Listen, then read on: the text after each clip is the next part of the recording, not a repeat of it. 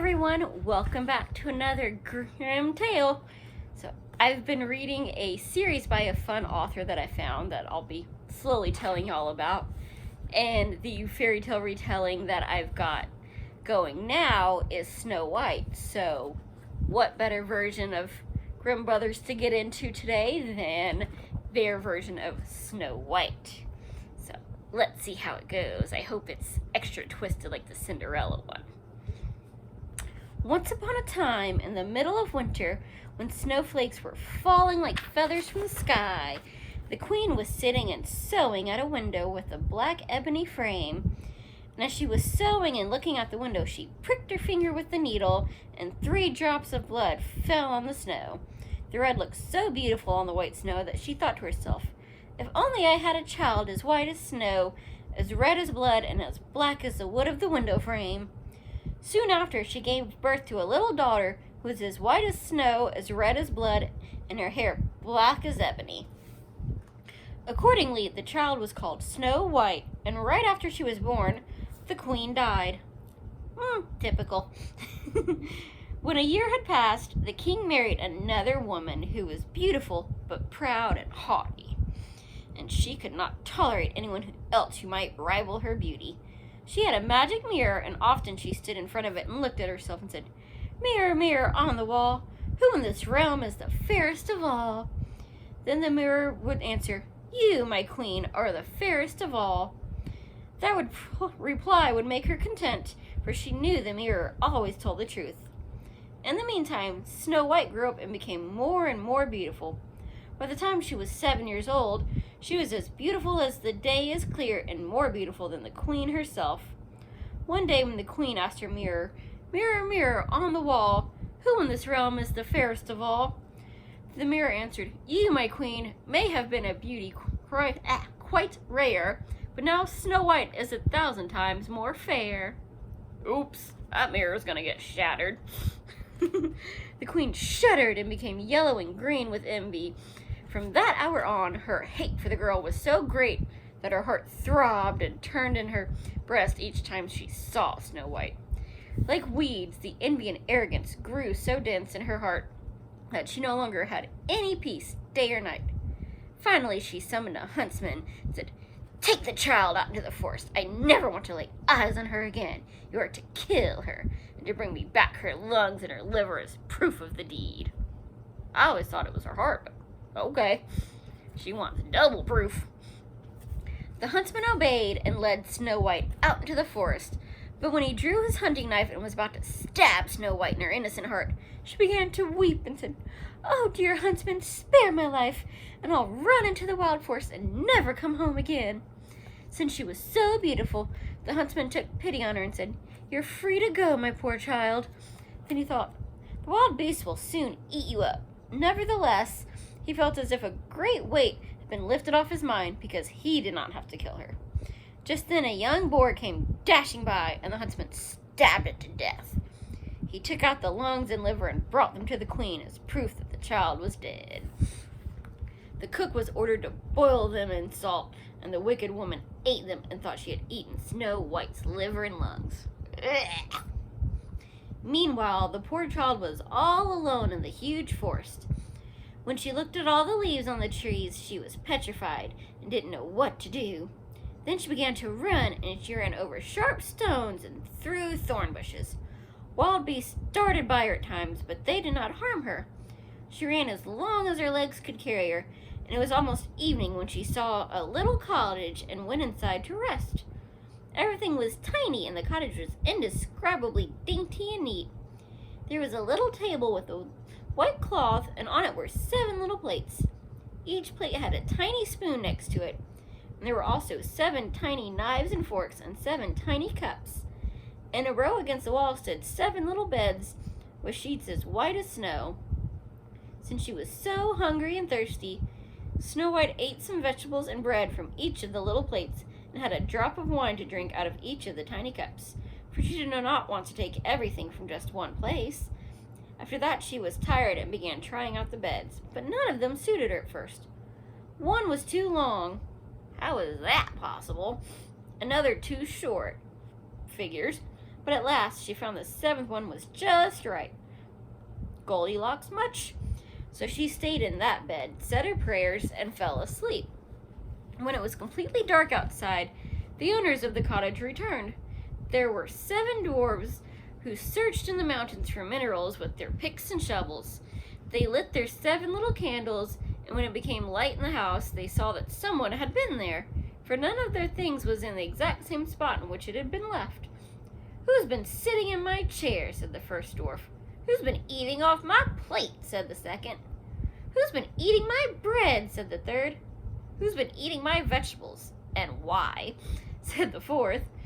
"Who's been using my fork?" said the fifth. "Who's been cutting with my knife?" said the sixth. "Who's been drinking from my cup?" said the seventh. Yeah, I might have some problems with that one. Then the first dwarf looked around and noticed that his bed had been wrinkled and said, "Who's been sleeping in my bed?" The others ran over to the beds and cried out, "Someone's been sleeping in my bed too." And she's been busted. But when the 7th dwarf looked at his bed, he saw Snow White lying there asleep. So he called the others over to him. And when they came, they were so astounded that they fetched their 7 little candles to allow more light to shine on Snow White. "Oh my lord! Oh my lord! What a beautiful child!" They were so delirious with joy that they did not wake her up. Though how their screaming didn't wake her up, I have no idea. Maybe their meals were a little drugged. Instead, they let her sleep in the bed while the 7th dwarf spent an hour in each one of his companions' beds until the night had passed. In the morning, Snow White awoke. When she saw the 7 dwarfs, she was frightened. But they were friendly and asked, "What's your name?"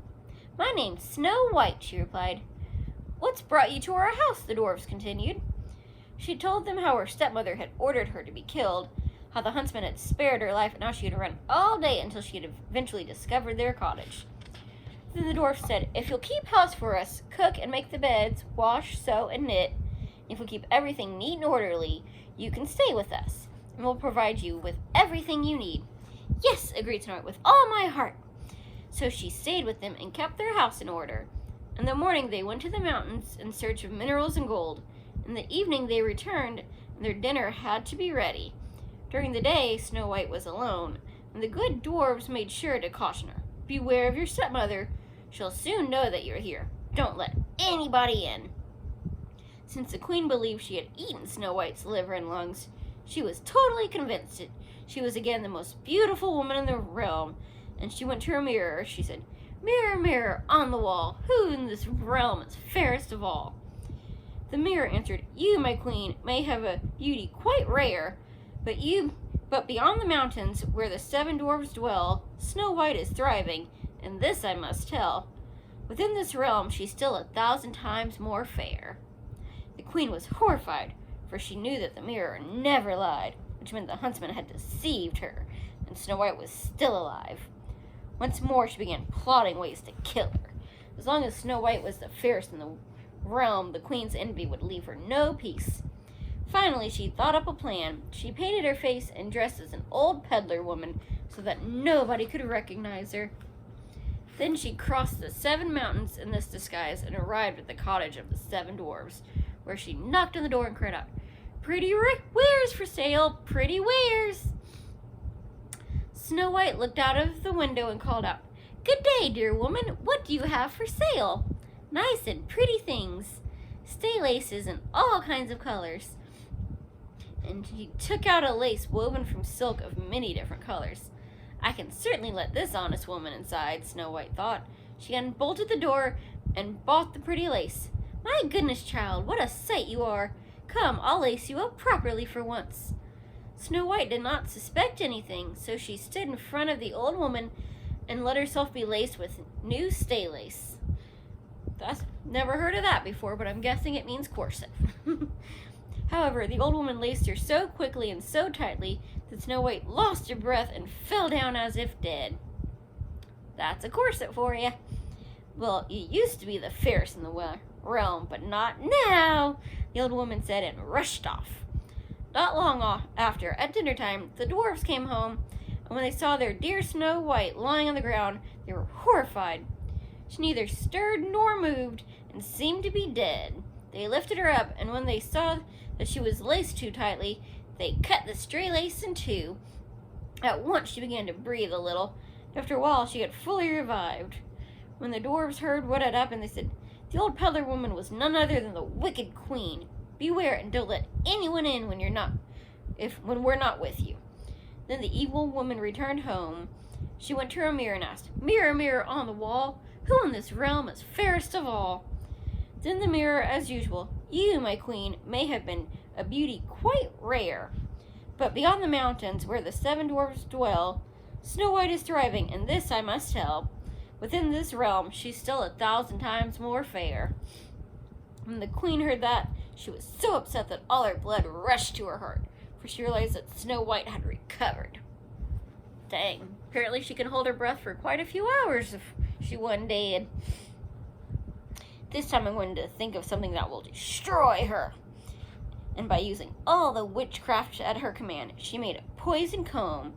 Then she again disguised herself as an old woman and crossed the 7 mountains to the cottage of the 7 dwarves, where she knocked at the door and cried out, "Pretty wares for sale, pretty wares." Snow White looked out the window and said, "Go away, I'm not allowed to let anyone in." Hey, she learned her lesson. "But surely you're allowed to look," said the old woman, and she took out the poison comb and held it up in the air. The comb pleased the girl so much that she let herself be carried away and opened the door. After they agreed on the price, the old woman said, "Now I'll give your hair a proper combing for once." Poor Snow White did not give this a second thought and let the old woman do as she wished. Well, it does feel good to have your hair done, so brush away. But no sooner did the comb touch her hair than the poison began to take effect, and the maiden fell to the ground and lay there unconscious. "You paragon of beauty," said the wicked woman, "now you're finished." And she went away. Fortunately, it was nearly evening, the time when the dwarves began heading home, and when they arrived and saw Snow White lying on the ground as if she were dead, they immediately suspected the stepmother and began looking around. As soon as they found the poison comb, they took it out, and Snow White instantly regained consciousness. She told them what had happened, and they warned her again to be on her guard and not to open the door for anyone. Duh. In the meantime, the queen returned home, went to the mirror, and said again, "Mirror, mirror on the wall, who in this realm is fairest of all?" Then the mirror answered as before, "You, my queen, may have a beauty quite rare, but beyond the mountains where the 7 dwarfs dwell, Snow White is thriving, and this I must tell. Within this realm, she's still 1,000 times more fair." When she heard the mirror's words, she trembled and shook with rage. "Snow White shall die, even if it cost me my own life." Mwahaha. Okay, I didn't say the last part, but that's just fun. Then she went to a secret and solitary chamber, and the wind blew my page over, where no one else ever went. Once inside, she made a deadly poisonous apple. Now we're getting to the regular. On the outside, it looked beautiful, white with red cheeks. What the heck kind of apple is that? Anyone who saw it would be enticed, but whoever took a bite was bound to die. When the apple was ready, the queen painted her face and dressed herself up as a peasant woman and crossed the 7 mountains to the cottage of the 7 dwarfs. When she knocked at the door, Snow White stuck her head out the window and said, "I'm not allowed to let anyone inside. The 7 dwarfs have forbidden me." "That's all right with me," answered the peasant woman. "I'll surely get rid of my apples in time. But let me give you one as a gift." "No, I'm not allowed to take anything." "Are you afraid that it might be poisoned? Look, I'll cut the apple in 2. You eat the red part and I'll eat the white." However, the apple had been made with such cunning that only the red part was poisoned. Snow White was eager to eat the beautiful apple. When she saw the peasant woman eating her half, she could no longer resist, stretched out her hand, and took the poisoned half. No sooner did she take a bite than she fell to the ground dead. The queen stared at her with a cruel look, then burst out laughing and said, "White as snow, red as blood, black as ebony. This time the dwarfs won't be able to bring you back to life." When she went home, she asked the mirror, "Mirror, mirror on the wall, who in this realm is fairest of all?" Then the mirror finally answered, "You, my queen, are now the fairest of all." So her jealous heart was satisfied as much as a jealous heart can be satisfied. When the dwarfs came home that evening, they found Snow White lying on the ground. There was no breath coming from her lips, and she was dead. They lifted her up and looked to see if they could find something poisonous. They unlaced her, combed her hair, washed her with water and wine, but it was to no avail. The dear child was dead and remained dead. They laid her on a bier, and all 7 of them sat down beside it and mourned over her. They wept for 3 whole days, and then they intended to bury her. But she looked so alive and still had such pretty red cheeks that they said, "We can't possibly bury her in the dingy ground." Instead, they made a transparent glass coffin so she could be seen from all sides. Then they put her in it, wrote her name on it in gold letters, and added that she was a princess. They carried the coffin to the top of the mountain. From then on, one of them always stayed beside it and guarded it. Some animals came also and wept for Snow White. There was an owl, a raven, and finally a dove. Snow White lay in the coffin for many, many years and did not decay. Indeed, she seemed to be sleeping, for she was still as white as snow, as red as blood, and her hair as black as ebony. Now it happened that a prince came to the forest one day, and when he arrived at the dwarf's cottage, he decided to spend the night. They just have a really nice cottage and a really morbid funeral going, if you can see that one. When he went to the mountain and saw the coffin with beautiful Snow White inside, after he read what was written on the coffin in gold letters, he said to the dwarfs, "Let me have the coffin, and I'll pay you whatever you want." But the dwarves answered, "We won't give it up for all the gold in the world." "Then give it to me as a gift, for I can't go on living without being able to see Snow White. I'll honor her and cherish her as my dearly beloved." That's creepy. Yeah, in love with a dead chick that he's never met. These princes might have had some necrophilia and other, issues going on. So, since he spoke with such fervor, the good dwarfs took pity on him and gave him the coffin. The prince ordered his servants to carry the coffin on their shoulders, but they stumbled over some shrubs, and the jolt caused the poisoned piece of apple that Snow White had bitten off to be released from her throat. It was not long before she opened her eyes, lifted the lid of the coffin, sat up, and was alive again. What the heck? What kind of a hard fall did she have that it gave her the Heimlich? But at least he didn't make out with the dead chick, like, the normal movies. "Oh, Lord, where am I?" she exclaimed. The prince rejoiced and said, "You're with me." And he told her what had happened. Then he added, "I love you more than anything else in the world. Come with me to my father's castle. I want you to be my wife." Now that's some serious stranger danger. Snow White felt that he was sincere, so she went with him, and their wedding was celebrated with great pomp and splendor. Yeah, that's not going to be a happily ever after. Marry a guy that's in love with you while you're dead.